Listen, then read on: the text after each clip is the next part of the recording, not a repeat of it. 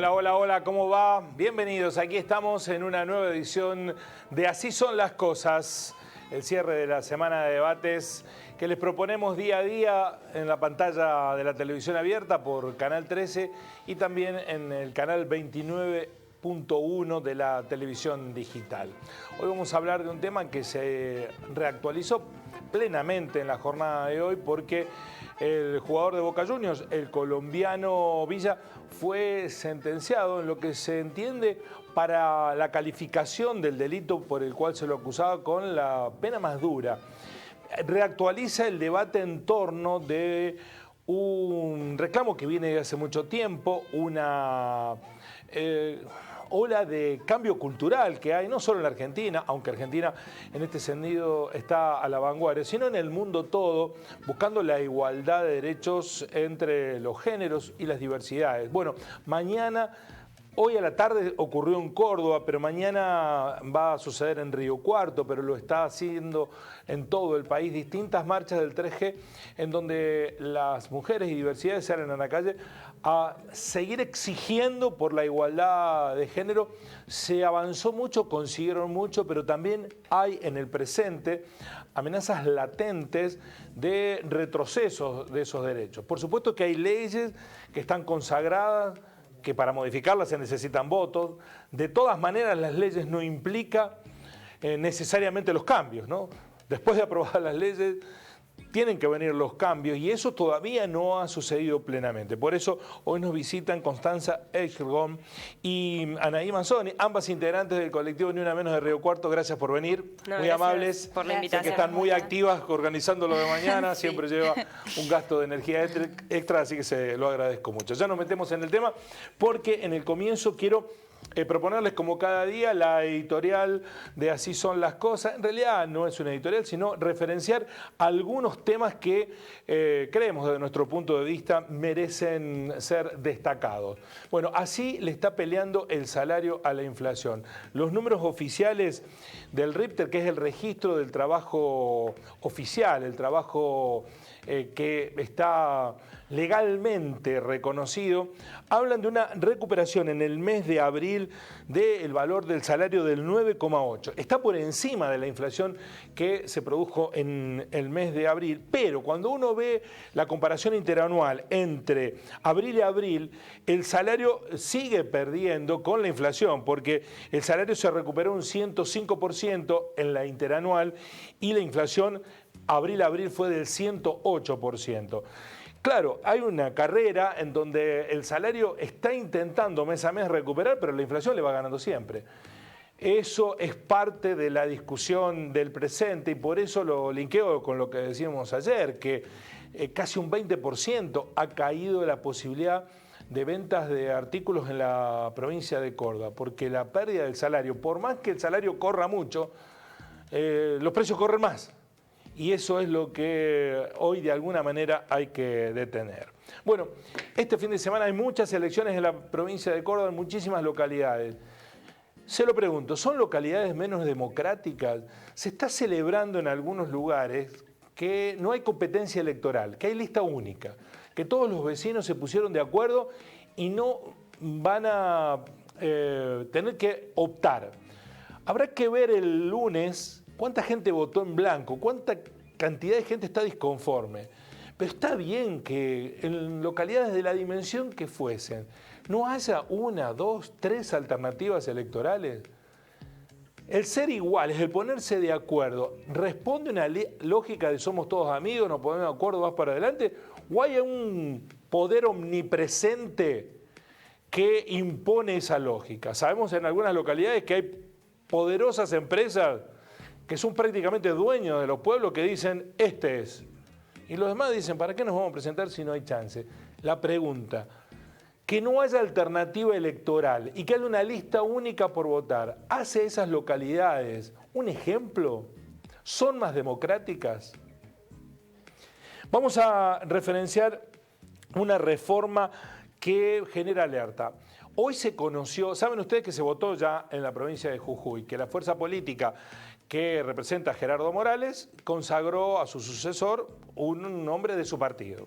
Pero además se votó la integración de los constituyentes para la reforma de la Constitución. Hoy se conoció el proyecto oficial del radicalismo para esa reforma constituyente y, entre otras cuestiones, impone que no haya más elecciones de medio término. Es decir, que el Parlamento con el que empieza un gobernador es el que termina.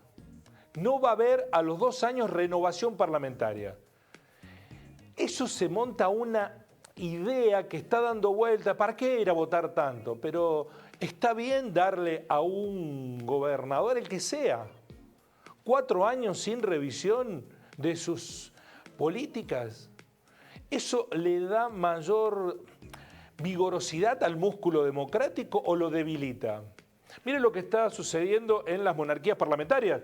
España, por ejemplo. Cuando un presidente se debilita en elecciones, tiene que llamar a elecciones parlamentarias o comunales, tiene que llamar a elección. No le queda otra porque se queda vacío de poder. Acá tenemos, si hay un mal gobernante, tener que aguantar 4 años o a los 2 se puede renovar el Parlamento y que se vea obligado por lo menos a negociar con los otros actores de la vida política. Es una alerta para esto, porque si se viene con esa lógica, después otro dirá, no, ¿para qué vamos a votar cada 4? Votemos cada 8, porque con 4 no nos alcanza, o cada 6. Bueno, esto es republicano ahora que la Corte está revisando las e impidiendo, metiéndose en constituciones provinciales. ¿Es republicano? Es un análisis que comienza a darse, un debate que comienza a darse en la provincia de Jujuy. Eliminar las elecciones de medio término. Bueno, cosas que debieran llegar aquí también. Lo acaba de decidir el Senado francés. Reconoció como profesionales a los influencers, las redes sociales que han inundado, por supuesto, nuestras vidas, tienen a personas que hacen negocios.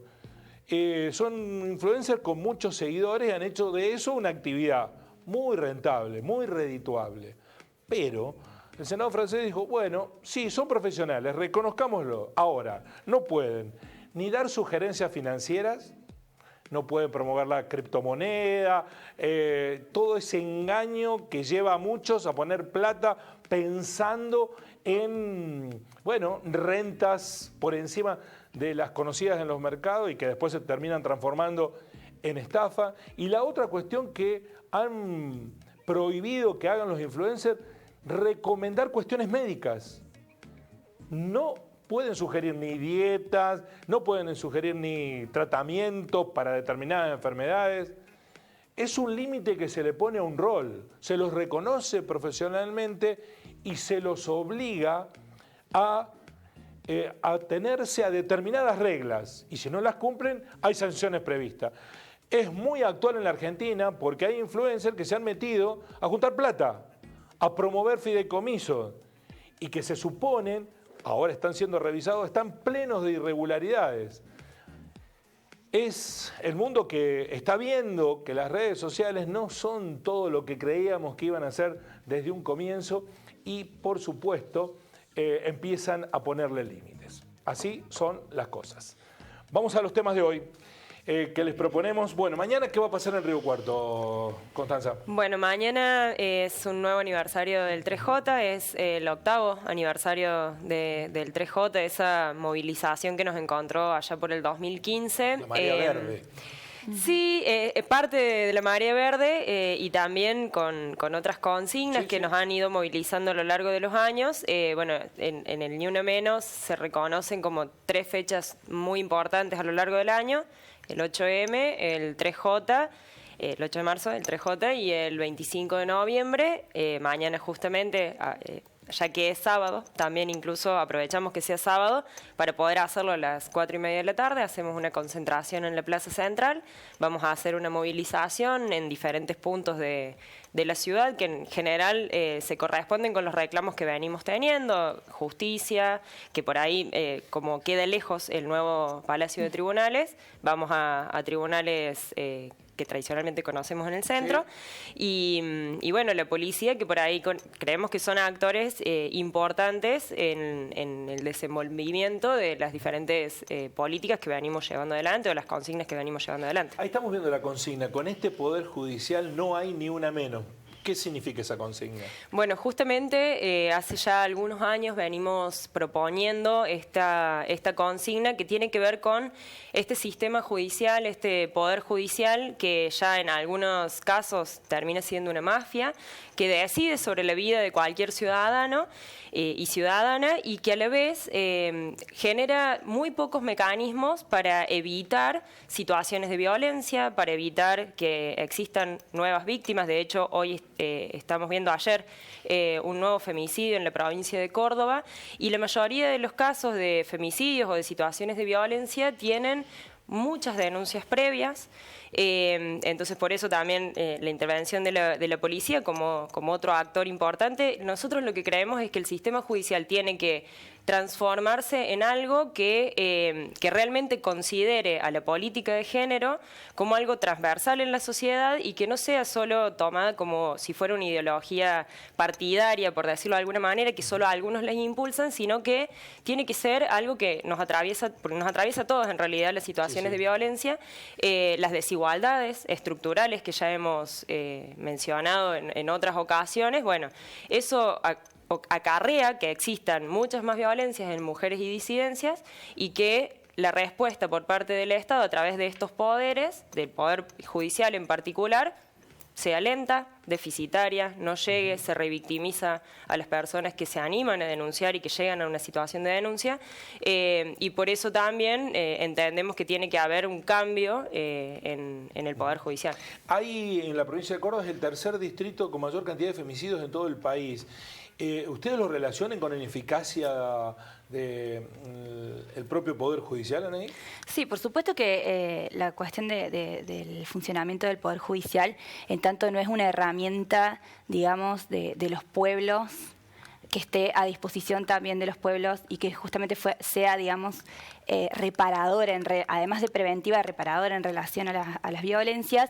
Hay un entramado mucho más grande que tiene que ver con por eso hablamos de Poder Judicial, con que esa lógica del Poder Judicial en realidad se entrama con toda una lógica de poder más grande que sostiene las desigualdades, es decir, se ata y se intersecciona con todas las otras desigualdades que hay en la provincia de Córdoba, que también, digamos, son bastante importantes. Entonces, por ahí nuestra lectura tiene que ver con eso, con que en realidad el patriarcado, que es como le llamamos, es una trama de desigualdad muy grande, donde el Poder Judicial juega, pero donde también, digamos, es necesario pensarlo en términos integrales, es decir, hay desigualdades económicas. Hace ya algún tiempo que la justicia proporcionalmente mayoritariamente son mujeres. ¿Pero sigue habiendo una concepción patriarcal en su manera de actuar? Lo que sucede es que no tiene que ver con una cuestión de identidades, ni identidades tampoco, no tiene que ver con en dónde se encarna. Así como las violencias no son un problema individual, no tiene, y a pesar de que, digamos, por cómo está constituido el sistema, recaen siempre sobre los cuerpos de una persona y sobre la carga mental de una persona. No son un problema individual, sino que son un problema estructural y social. También, digamos, la forma en que funciona la justicia es un problema estructural. Entonces son lógicas patriarcales que pueden estar encarnadas por cualquier persona. No es una cuestión entre hombres y mujeres, que por ahí es la lectura que se suele dar entre unos y los otros. Acá no hay unos y los otros. Hay una estructura desigual que se encarna en diferentes sujetos, pero que tiene que ver con la lógica digamos, de funcionamiento en general. Por eso es que por ahí nuestro pedido no apunta tanto a la cuestión de las sanciones, sino que apunta a una reforma judicial, que pueda también democratizar el espacio de la justicia. Hoy hay una ausencia del Poder Judicial porque da la impresión que toma resoluciones o dicta fallos, pero después se desentiende de los asuntos, ¿no? No hace un seguimiento. Y bueno, tiene que ver justo también con el funcionamiento y los mecanismos que tienen este poder del Estado. Sin embargo, acá hay que hacer también destacar que el Poder Judicial no son todos lo mismo. No, también hay funcionarios y funcionarias que tienen, sí, perspectiva de género, que lo toman como parte y ha habido, bueno, fallos que han ido en este sentido. Hay trabajadores también, trabajadoras del Poder Judicial, que de hecho acompañan en las movilizaciones, participan activamente, hoy forman parte de intersindicales en sus propios sindicatos, porque justamente es una problemática social y no individual de la estructura, pero sí entendemos que como poder del Estado hoy es deficitario y bueno, llega tarde. Bueno, hay algunas voces que se están alzando respecto de que el Poder Judicial está actuando disciplinado a la perspectiva de género, haciendo más duras las sanciones en algunos casos o atendiendo noticias falsas. De hecho, hay un colectivo que se ha creado que agrupa a denunciantes de episodios que no se encuadran en hechos que ocurrieron. ¿Eso está pasando también? ¿Entienden razonable ese planteo? Nosotras lo hemos discutido, digo, porque es una problemática que hemos visto que ha tenido visibilidad en los medios. Creemos que, en primer lugar, como colectivo, como movimiento, no nos corresponde a nosotros decir si una denuncia es falsa o no. Digamos. Eso como partir de... Porque no somos el Poder Judicial en sí mismo, entonces no nos corresponde a nosotros hacer esa valoración. Sí nos corresponde a nosotras creerle a las víctimas en primera instancia. No hay duda de aquella eso. persona que se anima a denunciar ha pasado por un montón de procesos previos, que de hecho los vemos porque hemos hecho un montón de acompañamientos. De hecho, con Anaís somos parte de un grupo que hacemos acompañamientos a personas en situación de violencia y vemos cómo el momento de llegar a una denuncia implica previamente un entramado, una decisión personal y colectiva de sus redes. Y además de exponerse, ¿no? Tiene que exponerse públicamente con el costo. Porque justamente no implica solo decir, bueno, voy a hacer la denuncia, voy a tribunales y hago la denuncia, sino que implica quizás ir a la policía, ir de nuevo a tribunales, que lo llamen 1 o 2 veces, que lo citen en otra audiencia, que probablemente tenga que relatar lo mismo diferentes veces, en diferentes situaciones, ante diferentes personas, que en muchas ocasiones intentan ayudar y en otras ocasiones hasta buscan que pisen el palito para decir, te equivocaste en esto. Está bien. Bueno, eso entonces, es cierto. Es complicado. Eso es cierto, Constanza. Pero también es cierto que puede ocurrir que el Poder Judicial esté dándole curso sin investigar a esas denuncias por la presión que se está ejerciendo, que es lo que están denunciando algunos abogados. Bueno, terminan metiendo preso a gente de una porque hay una presión. ¿Esto está sucediendo o no? ¿O no nos consta, digamos. No, ¿o es el péndulo que se está acomodando? Y yo creemos que sí, que debería, el péndulo se tiene que acomodar y de hecho justamente es parte de las funciones que tiene el Poder Judicial, investigar en todos los casos y que las denuncias sigan los cursos que tengan que seguir. Por eso nosotros no vamos a hacer una valoración previa de si corresponde o no llegar a la denuncia. ¿Pero ven en el Poder Judicial actitudes más comprometidas con las causas de género, Anaí? Y la cuestión es que, un poco volviendo a lo mismo, es que necesitamos, digamos, una reforma de cómo funciona el sistema, digamos, más allá de los actores. Individuales. Claro, acciones individuales que puede haberlas y que de hecho las encontramos. Lo que necesitamos es una reforma. Justamente para que estructuralmente eso funcione como corresponde y no nos encuentren en estas situaciones, digamos, de tener que estar dirimiendo... ¿Y a dónde apuntaría esa reforma? ¿Qué cambiaría, por ejemplo? Bueno, ahí ¿Los mecanismos de denuncia, por ejemplo? Claro. Por ejemplo, hacer mucho más accesible los mecanismos de denuncia, que la persona no sea sometida a lo mejor a 5 veces tener que relatar lo mismo, porque son situaciones que violentan de nuevo a la persona que llega a esa instancia de denuncia. También que el acceso a la justicia, digamos, implica una cuestión de acceso real en esto de que por ahí las víctimas no acceden a leer los documentos judiciales o no los comprenden, entonces tiene que haber un acceso a la justicia que también sea popular, es decir, que todo el mundo conozca cómo funciona la justicia, quiénes trabajan ahí, cuál es la función de cada quien. No se entiende nada, ¿no? Eso, hoy cuando leían el fallo el condenatorio del jugador de Boca, Sebastián Villa, no se entendía nada, o sea, se entendió la sanción, pero se empiezan a citar artículos y bueno, ¿qué dirán todos esos artículos? Dicen una sanción en suspenso y no sabe si voy preso o no voy preso. Efectivamente, está en su casa ahora. Bueno, a propósito de eso, hoy no va a quedar preso porque en el Código Penal argentino las personas que son condenadas a menos de 3 años no tienen prisión efectiva. Pero el fiscal pidió 2 años y 3 meses y la jueza lo sancionó 2 años y 1 mes, o sea que casi al extremo de lo que pidió el fiscal. Es una sanción dura para lesiones leves era lo que estaba acusado, pero en el marco de un episodio de violencia de género. ¿Es un fallo conforme a las expectativas que tenían? Y yo creo que, o por ahí en conversaciones, discusiones que hemos tenido, todas las... uno no busca justamente el punitivismo directamente. Sí creemos en la reparación de las personas que han tenido una situación de violencia y bueno, en algunas situaciones implica esto una condena judicial. Sin embargo, es de alguna manera ejemplificadora también para aquellas personalidades que tienen una exposición pública y que de alguna manera implica esto, bueno, hay ciertas conductas que no están permitidas, digamos, que no está bien que se hagan y que por ahí se lleve a una condena a una persona tan pública como un jugador de fútbol, implica también otras discusiones internas en muchos clubes de fútbol que impliquen a discutir, empiecen a discutir esto de qué prácticas son tolerables. Muchos casos de jugadores de fútbol. Autores de episodios de estas características, sí, ¿no? Y justamente empieza a mover también los cimientos de estructuras que están muy anquilosadas en la sociedad. Y quiero decir respecto del caso de Villa que hoy te miraba en un canal de televisión que la revictimización de la víctima, porque pasaban imágenes de una escena registrada por ellos mismos, que entiendo lo subieron a las redes sociales, en donde la denunciante estaba en ropa interior. Y la exponían una y otra vez, repetido, lupeado, como se dice en televisión. Bueno, ahí hay mucho por hacer, ¿no? Porque... Sí, es súper importante el rol de los medios, digamos. Por ahí nosotros, nuestra herramienta de lucha, de visibilización y de disputa por el sentido común la damos en la calle, pero siempre es importante el acompañamiento de los medios en ese sentido.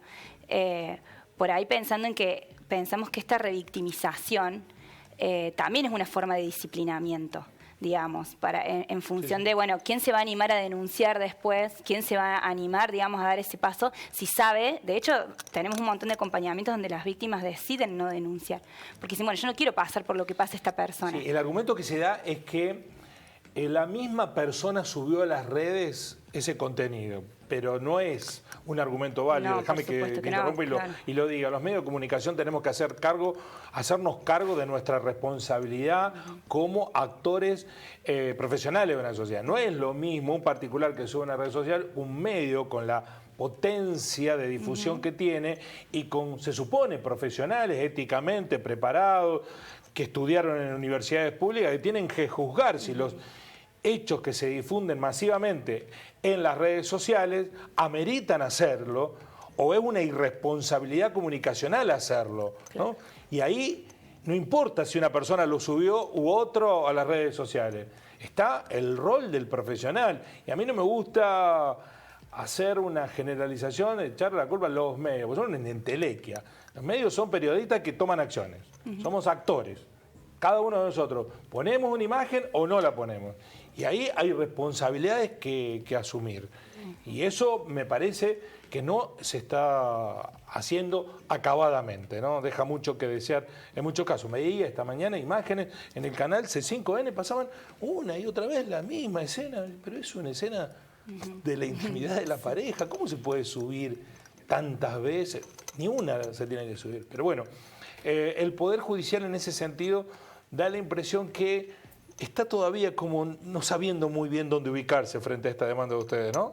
Es probable. Es probable. Sí, al igual que toda la sociedad, digo, son temáticas que si bien son luchas que vienen hace muchos años atrás, implica un cambio social muy grande y entendemos que lleve sus tiempos, entendemos que amerite profundizar muchas discusiones.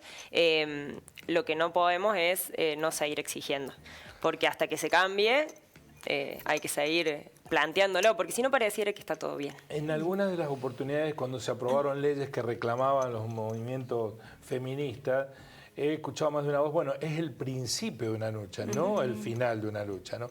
Y da la sensación que en este presente hay muchas amenazas de hacer retroceder los casilleros que se avanzaron. ¿Lo sienten así? Sí, en esto que yo decía recién del disciplinamiento hacia las víctimas, también hay un disciplinamiento en relación a quienes, digamos, tratamos de generar espacios colectivos de acompañamiento a eso.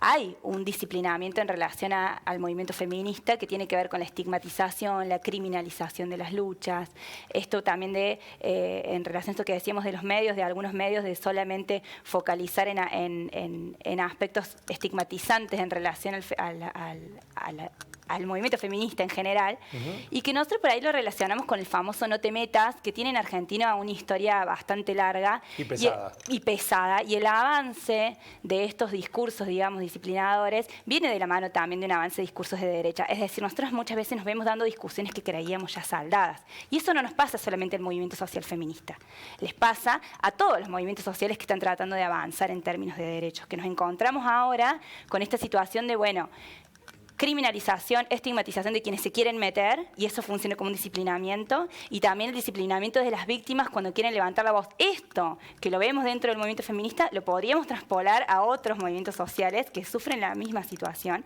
y que tiene que ver con una coyuntura regional, internacional más grande, ¿no? Bueno, hasta hace no muchos años atrás, plantarse con una medida anti-igualdad de derechos era políticamente incorrecto. Claro. Ahora algunos lo están usando como plataforma de campaña, y estrategia de captación de votos. ¿Qué pasó ahí? Y bueno, justamente es esto del avance sobre derechos ya conquistados que justamente nos ponen a alerta a todos los movimientos sociales, porque bueno, entendemos que en algún momento dijimos nunca más, en algún momento también dijimos esto, no te metas, no debería ser una consigna. Bueno, ahora estemos en pie de alerta, porque no hay que dejar que estos derechos se retrocedan. Siempre decimos hay que ir por más derechos, por más conquistas. ¿Hay riesgo de retroceso de eso? Y el problema es que si lo plantean es porque creen que lo pueden volver para atrás, digamos. Entonces, si ya hay un planteamiento, el hecho solo de que haya un planteamiento sobre algún tema... No solo con esto, la política apelaba a la mentira. En el 2015 te mentían, te decían, bueno, vamos a hacer una cosa, no vamos a aumentar las tarifas, porque vinieron a aumentar las tarifas. En 1989, Menem dijo revolución productiva y salariazo, y vino la convertibilidad, y tuvimos los salarios más bajos de toda Latinoamérica.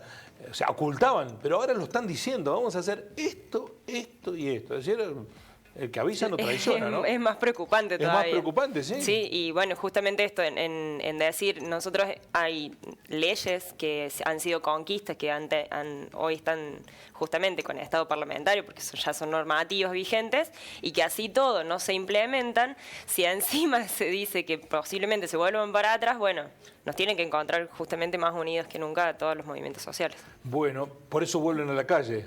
Por eso volvemos a la calle. Sí. A la calle nunca, de la calle nunca nos fuimos. No se fueron, no, pero digo, con mayor intensidad. Sí, ¿no? Sí, sabemos que cuando uno toca intereses de poder, siempre esto puede suceder, digamos. Pero bueno, lo importante, pensando en la política también regional, es que nos encuentre organizándonos. Eso es lo importante. Lo pensaba recién en la editorial cuando comentabas en relación a esto de los espacios donde hay solamente una lista, por ejemplo. Eso tiene que ver con la falta de una comunidad que esté organizada previamente. Un poco también el rol del movimiento feminista local, y nosotros lo planteamos desde ese lugar, desde un feminismo popular, es mantener a la comunidad organizada. Cada una de sus espacios tenemos nuestras compañeras sindicalizadas, nuestras compañeras de las copitas de leche, nuestras compañeras liberadas de la cárcel. Lo importante es que estemos organizados justamente para cuando venga, digamos, en el momento, primero para avanzar en derechos, y por otro lado, también poder dar las luchas que sean necesarias en el momento en que sean necesarias. Y bueno, un poco la marcha es muy importante en ese sentido, porque es, digamos, el momento donde la organización puede salir a la calle. ¿Qué está pasando en Córdoba? ¿Por qué Córdoba es un distrito de mayor cantidad de femicidios? ¿Es casualidad? No creemos que sea casualidad. Justamente es una provincia que tiene complejidades en términos de, bueno, no solo el Poder Judicial y acceso a la justicia, sino que históricamente hemos tenido una de las policías más duras del país o más robustecidas del país. Tenemos la Marcha de la Gorra como tradición, digamos, acá en Córdoba. Venimos con esa historia. también tenemos el Cordobazo, digo, que hace poquitos días se conmemoró un aniversario. Entonces venimos como de toda esa tradición y hoy existe todavía esa misma policía, existe ese mismo poder judicial y es la propia conformación social que dan esas instituciones también que existan este tipo de prácticas violentas que terminan en Pero ¿qué femicidio. está fracasando? Porque hace mucho tiempo que venimos con una media por encima de femicidios por encima de la media, una cantidad de femicidios por encima de la media. Y hay un Ministerio de la Mujer, hay un polo de la mujer. ¿Es una estrategia errada la que se está adoptando? Y por ahí, en realidad, muchas veces en esto de lo que es políticamente correcto, Sí. se establecen o se definen ciertas políticas públicas que después quizás no son acompañadas con una ejecución real, digamos, práctica, que abarque a los territorios, que realmente llegue a todo el entramado social que tenemos en la provincia. No digo que no se haga nada, que no se confunde, que no se malentiende eso, no digo que no se haga nada, pero quizás no se hace lo suficiente. Sí, Nosotros... lo que yo he escuchado como argumento es que están las estructuras, pero lo que no hay es el financiamiento. Exactamente. Está Nosotros la tenemos cuestión del eso. presupuesto, está también la cuestión de cómo se diseñan esas políticas públicas, digamos. Nosotros cuando decimos que el Estado está ausente a través de los distintos poderes, ¿quién llena ese vacío donde el Estado no está? Lo llenamos las organizaciones. No hay reparación, no hay acompañamiento, por ejemplo, después de la denuncia. ¿Quién hace ese acompañamiento? Lo hacen las organizaciones. ¿Cuál es el asesoramiento previo antes de una denuncia? ¿Quién lo hace? Lo hace la compañía de la Copita de Derecho, lo hacen las organizaciones. Todo ese entramado que se llena, digamos, a partir de la ausencia del Estado, también es necesario que sea tenido en cuenta cuando se diseñan las políticas públicas. Es decir, ¿quién sabe hoy cómo atender una situación de violencia? Bueno, eso lo sabemos quienes estamos en el territorio trabajándolo. Entonces, por ahí, el diseño de las políticas públicas, por eso siempre hablamos nosotras de brindar herramientas a los movimientos sociales para la construcción de las políticas públicas y que también nosotros podamos participar en ese diseño desde los saberes populares que se van construyendo, lamentablemente, digamos, con la práctica cuando el Estado se encuentra ausente. Eso... consideramos que también es importante para que las políticas funcionen. Sí. Y también la transversalización de las mismas. Porque por ahí esto de atomizar en un ministerio, en una subsecretaría y demás, no necesariamente implica lo que necesitamos, porque la cuestión de la desigualdad que conlleva violencias y que muchas veces termina en un femicidio, viene con otras desigualdades que tienen... Es evidente que hay mucha centralización, porque muchos de los femicidios ocurren en pequeñas localidades en donde las estructuras de contención de mujeres violentadas no existen. No, y tenemos, a ver, normativas, por ejemplo, que indican, como la IVE, por ejemplo, que indica una práctica de interrupción voluntaria del embarazo y tenemos profesionales de la salud que no están formados en hacer ese tipo de prácticas o que no quieren hacerla o tenemos directamente situaciones, bueno, hasta de violencia en una persona que llega a hacerse una práctica de interrupción. Entonces no tenemos una integración, esta interseccionalidad entre las políticas públicas, no tenemos una integración entre el Ministerio de Salud o la Secretaría de Salud y el Ministerio de la Mujer, la Secretaría de Género. Entonces ahí empiezan a fallar las cosas y si nosotras reclamamos, pero si después eso no sé. ¿Influye el ADN cordobés conservador? No lo podemos saber a esto. No, digo, en la manera en que nos comportamos como sociedad. Nosotros tratamos siempre de, por lo Porque menos... Córdoba tiene esas cosas, ¿no? Sí, hizo la reforma del 18, es universitaria, claro, el Cordobazo, por supuesto. Pero también tenemos lo que tenemos. Sí, nosotros tratamos de hacer una lectura más estructural y lo pensamos así, bueno, en una Córdoba desigual, donde están concentrados los poderes económicos y donde están concentrados con ellos los poderes políticos. No estamos hablando en términos de causalidad, pero en esa misma Córdoba es donde suceden todas estas situaciones de violencia. Entonces hay para pensar ahí una cuestión. No lo queremos pensar en términos de causalidad, pero sí tratamos de hacer esas lecturas para no quedarnos en las lecturas por ahí que son una trampa de las que no se puede salir. De las coyunturas, claro, ¿no? Las coyunturales. Sí, que no lo vamos a saber, digamos. ¿Y qué ven en Río Cuarto? ¿Cuál es la conciencia de igualdad de género en nuestra ciudad? Bueno, me gustó mucho eso, transversalmente hablando, ¿no? En todas las instituciones, en todas las instituciones, para no caerle solamente siempre a los mismos. Claro. Bueno, nosotros de hecho venimos de alguna manera trabajando algunas situaciones estas de acompañamiento en situaciones de violencia. Yo siempre, perdona que te interrumpo, para poner un ejemplo práctico, ¿no? se dio un paso adelante en el Centro Empresario Comercial, Industrial y de Servicios respecto a la igualdad de género, creando la Comisión de Mujeres. Pero, ¿no? Bueno, eso para nosotros está mal. Claro, ¿no? Porque se asignan roles específicos a las feminidades por el solo hecho de decir tienen que ocupar algún espacio o tiene que haber un cupo, digamos. Y además, ocúpense de resolver esto. Es una discriminación positiva, por decirlo de alguna manera. Bueno, cuando vos lo planteás, dice, bueno, pero es el primer paso. Sí, totalmente de acuerdo Está con bien, que sea un primer claro. paso. La ley de cupos fue un primer paso, digamos. Todo siempre es un primer paso. Ahora, no puede ser el único paso. Que son una cosa distinta las mujeres, ¿no? Claro, pareciera que de lo único que nos podemos ocupar es de una subsecretaría de no sé qué, o de servir el café. Bueno, no desmerezco quien sirve el café ni nada por el estilo, pero pareciera que las únicas tareas, tenemos roles asignados socialmente y en las instituciones se traslada casi que de manera lineal. Entonces, para darnos espacios, no nos dan los espacios reales de poder, no se nos permite ocupar los espacios reales de poder, entonces terminamos siendo la subcomisión de nada. De limpieza de la mesa. Es una ciudad que no ha tenido, en sus más de 230, no sé por cuánto vamos, saquen ustedes la cuenta que no se buena en matemática, no ha tenido nunca una intendenta mujer electa. Ya nos vamos a ocupar de eso. Ya se van a ocupar, Venimos están por eso, candidateando. por supuesto. Bueno, y después de 50 años por primera vez hay una mujer rectora en la universidad. Claro.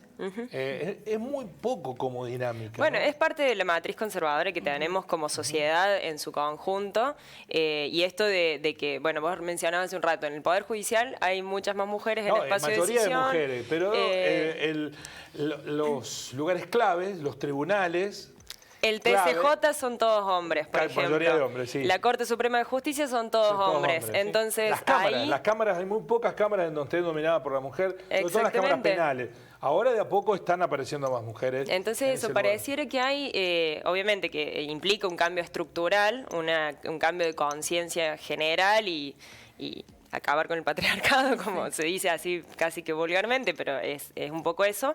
Y en todas las instituciones implican muchos cambios que se tienen que ir dando, porque eso, las mujeres empezamos a ocupar los espacios, que ocupar los espacios no significa ser feministas tampoco, porque eso no hay que confundirse, digamos, sí. Es algo que se milita, que también se siente y que no, la presidenta del Fondo Monetario Internacional es una mujer, y yo no creo que sea tan feminista como los movimientos populares que nosotros estamos encabezando, digamos, o que estamos promoviendo. Entonces, tiene que ver con eso, ocupar espacios de poder, pero que el poder real sea popular y que realmente atienda las necesidades del pueblo. Hablando de eso, ¿cómo se llevan con las mujeres que son más críticas que hombres a la tarea que desarrollan ustedes? Tenemos nuestras discusiones. El movimiento feminista es un movimiento de discusión, digamos, lo que hacemos permanentemente es discutir, inclusive al interior está conformado por muchísimos feminismos, distintos feminismos y transfeminismos, entonces es un espacio de discusión, a nosotros eso siempre, para nosotros esa tensión siempre está bien, digamos, siempre es bienvenida la discusión. Y por ahí también entendemos que, bueno, es una lógica también que está muy sedimentada, digamos, entonces no va a ser de un momento a otro que esto puede revertirse, digamos. Pasa también con otras luchas, ¿no? Que muchas veces uno por ahí se encuentra también en situaciones de desigualdad, donde quienes son las víctimas de las violencias, sin embargo, también defienden a quienes, quienes están en los espacios de poder. Eso no se da solamente acá.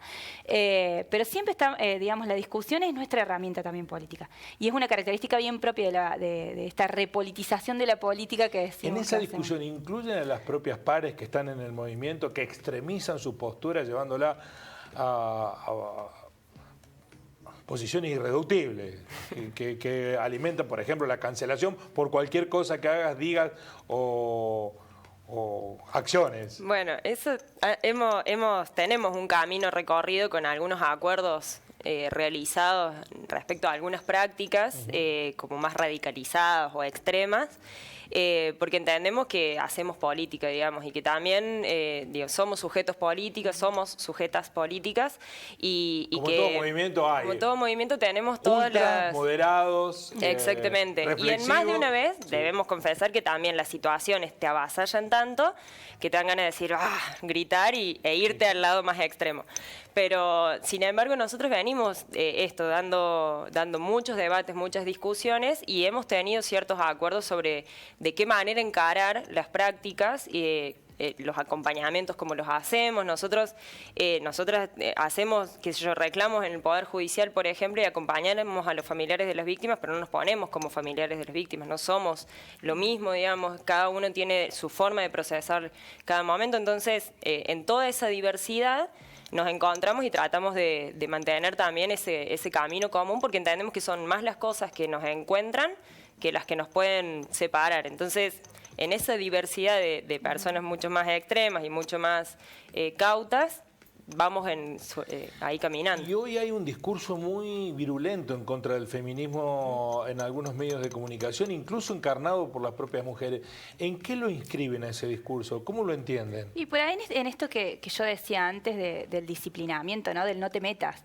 Cuando alguna problemática que se le considera individual y del ámbito de lo privado trata de pasársela al ámbito de lo público y decir, bueno, no, este no es un problema de esta persona, sino que es un problema social que tenemos y que por lo tanto tenemos que revisar todo y además lo queremos llevar a un ámbito de poder y político, y bueno, lo que sobreviene es ese disciplinamiento. Por eso nosotros la atamos por ahí con el avance de otros discursos, como son los discursos más de derecha, digamos. Y se toman de cualquier elemento, ¿no? Ahora hay una banalización de la menstruación, diciendo quieren politizar la menstruación. Es una cosa que es difícil. Y porque la salud, la salud de los cuerpos siempre es un territorio político. Y lo costoso que es, porque pareciera que se establecen ese tipo de discusiones y no es lo mismo una persona de clase media que a lo mejor tiene acceso a ciertos recursos para ir y comprarse todos sus mecanismos para una salud menstrual, a una persona que está en un barrio que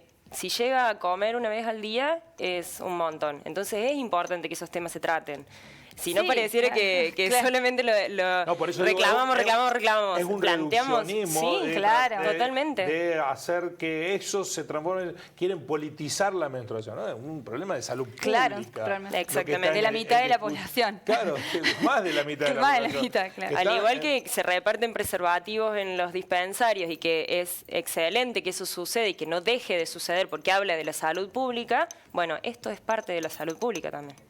Bueno, pero además de ese disciplinamiento que se busca, es porque hay los logros de las mujeres en este movimiento feminista que viene creciendo no fueron aceptados como cambio cultural, fueron aceptados como derrota, esperando, bueno, ya van a ver, cuando nos reorganicemos van a volver a perder. ¿Lo sienten así?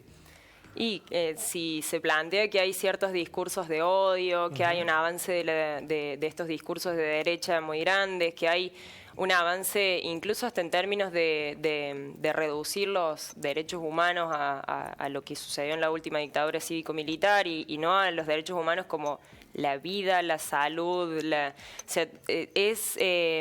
seguridad, la educación, la alimentación, son todos derechos que se han logrado conquistar o se ha avanzado y cuando se instalan en términos de discursos de odio, es muy difícil dar una discusión desde ese lado, porque nosotras no lo planteamos en términos de odio hacia otra persona, nosotros lo planteamos en términos de incluir a las mayorías, incluir a la gente que realmente la está pasando mal en los territorios, que realmente está viviendo situaciones de mucha violencia. Entonces, es eso. ¿Qué pasan ahí? Uno entiende que los modelos patriarcales estén impuestos en los adultos mayores, que sea muy difícil cambiar esas cabezas. Pero ¿qué está pasando con los jóvenes? Porque en otros planos de la política da la impresión que hay un sector de la juventud que en lugar de parecer la reserva del cambio que se viene, parece la reserva del conservadurismo que se viene. Sí, en ese sentido, bueno, justo ahora están saliendo algunas lecturas de eso, algunas notas, hay muchos intelectuales trabajando justamente esa cuestión, así que estamos más o menos viéndolo. Hay varias cuestiones para pensar ahí. Una es, yo no quisiéramos, y de hecho nosotros no compartimos esto, de seguir instalando el discurso de que los jóvenes están, digamos, siendo conservadores.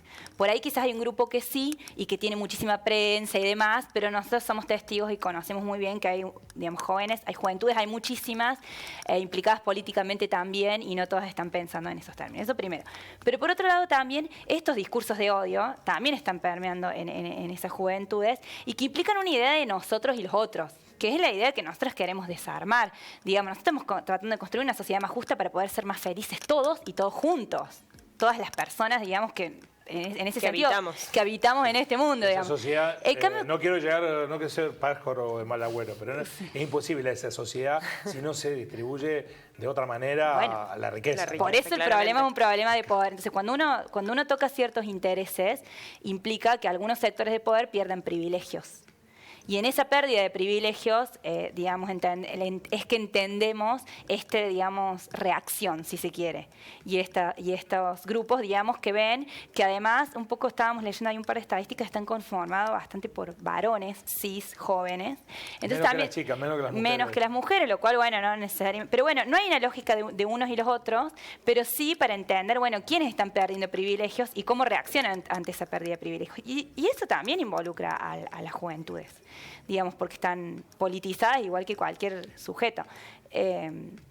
Pero sí es una problemática también que tenemos. Bueno, ¿qué va a pasar mañana? Porque no solo marchan por esta consigna, ¿cómo se van a organizar? Creo que después también hay un evento artístico, ¿no? Sí, Cuéntenos un poco. Bueno, nos estamos empezando a organizar de cara al 36 Encuentro Plurinacional, que va a ser en Bariloche, así que tenemos un viajecito largo para el sur. ¿Algún día le tocará Río Cuarto ese encuentro o no? Por las dimensiones que tiene, creo que somos la mitad de la población de Río Cuarto, más o menos la encuentro, así que, bueno, igual si San Luis lo pudo hacer, capaz que en algún momento podemos hacerlo. Sí. El año pasado depende un poco fue de en San la Luis. infraestructura de alojamiento. Sí, porque ¿no? hay que recibir mucha ¿Cómo se elige gente. eso? Se vota. Al final de cada encuentro se realiza... O sea, tiene que haber alguien que proponga Río Cuarto. Sí, se proponen a sí mismos. Claramente. Pero bueno, el año pasado hubo 120.000 personas, para que nos demos una idea. Entonces, tener toda esa cantidad de gente... hay sectores que no quieren saber nada con eso, ¿no? Como con todo. Como con todo eso. Así no que quiere bueno. que toque la renga, no quiere que toque que venga exactamente. las chicas a hacer que vengan bulla. acá a andar haciendo lío. Entonces, bueno, nos estamos empezando a organizar de cara a poder viajar, las que más podamos a Bariloche, así que vamos a hacer luego de la marcha, después de las 16:30 que hagamos la concentración y la marcha, nos encontramos a las 19 horas en Fotheringham al 600, vamos a hacer ahí una peña, va a haber venta de comida, algunas bebidas y algunos... ¿Es un predio eso, Fotheringham 600 o en la calle? No cortamos la calle, pero es un saloncito de una de las organizaciones que forma parte del Ni Una Menos, de la colectiva, así que vamos a estar ahí haciendo una peña. Esperemos que el clima nos acompañe como está la noche hoy. Sí, va a estar bien. Así que bueno, les esperamos a quienes quieran participar, quienes quieran acercarse. ¿Y la marcha de mañana a dónde va a ir a quejarse, a protestar, a visibilizarse? ¿Qué lugares eligieron? ¿Quiénes son para ustedes los que están en la vereda de enfrente? En este caso, particularmente el 3J, como está bien apuntado a la cuestión de la justicia, las dos paradas principales son la policía y el Palacio de Justicia, que vamos, bueno, al viejo por una cuestión de logística. Así que esas son las paradas y, bueno, al final se va a leer un documento que, bueno, fue construido asambleariamente a partir de la participación de varios sectores, así que, bueno, esa sería un poco más la apuesta política y del encuentro. Después en la peña va a haber un micrófono abierto, así que ahí también se va a seguir con el contenido, pero sí, el 3J siempre está más orientado a la cuestión de la justicia, a diferencia de las otras fechas que por ahí implican otras luchas más amplias. Bueno, además porque Río Cuarto tiene asignaturas pendientes en causas judiciales en donde hay mujeres víctimas, ¿no? Sí, bueno, de hecho ahora tenemos el 26 de junio, inicia la causa de Oriana. Exacto. Así que bueno, son instancias que nos movilizan mucho a nosotros. ¿A quiénes convocan? Entiendo que, por esto que mencionabas de lo de Bariloche, no debe haber movimiento social que con continuidad junte tanta gente una vez al año. No hay ninguno. No creo, salvo un partido de fútbol, esas cosas que son festejos de otra índole, un recital. Pero para pelear por lo suyo, me parece que es un ejemplo en el último tiempo, en los 40 años de democracia, único, porque son miles de mujeres que viajan de todo el país a un punto de encuentro a debatir la situación en la que se encuentra y a reclamar. Pero ¿a quiénes tienen que convencer todavía entre sus pares? No sé si hay que convencer, sí resaltar que el encuentro de plurinacional es una instancia de debate y de formación incluso, no es que vamos solamente, porque pareciera que nos vamos de vacaciones o de fiestas, digamos. Bien, también un la poco, pasamos sí, bien, obvio, claro, es un viaje, no lo negamos. Y está muy a bien eso. que así sea, si se puede, ¿qué va a estar? 24 por 24 No, debatiendo, aparte son 3 días claro. 3 días en donde hay diferentes instancias también de espectáculos artísticos, Sí, hay sí, por supuesto. un montón de visibilizaciones de conjuntos musicales, de teatro, de todo tipo que nos imaginemos, existe. Pero también son instancias de mucho debate y formación. E invitamos a que se lleguen a participar porque la verdad es que hay mucha diversidad en 120.000 personas. No todas pensamos lo mismo, todas tenemos Además, expresiones hay una cosa, distintas. nosotros celebramos que el fin de semana pasaron por aquí 1.800 personas y se pararon a quedarse un día en el hotel. 1.800. Sí, Bariloche no son tontos, van 100.000 personas. Todas juntas, por más que muchas van en plan de mochilero, Sí. gastan, comen, van a traer regalos, chocolates, algo. Bueno, el año pasado en San Luis nos habían vallado todas las instituciones como si fuéramos a romper todas las cosas. Sí. Y Hay en realidad, algunos desbordes, pero siempre hay en un porque hay colectivo tan expresiones grande. radicalizadas Claro, del tal feminismo cual. que no son las mayorías. Por eso también, entendemos esas situaciones, no las compartimos más vale, pero las entendemos.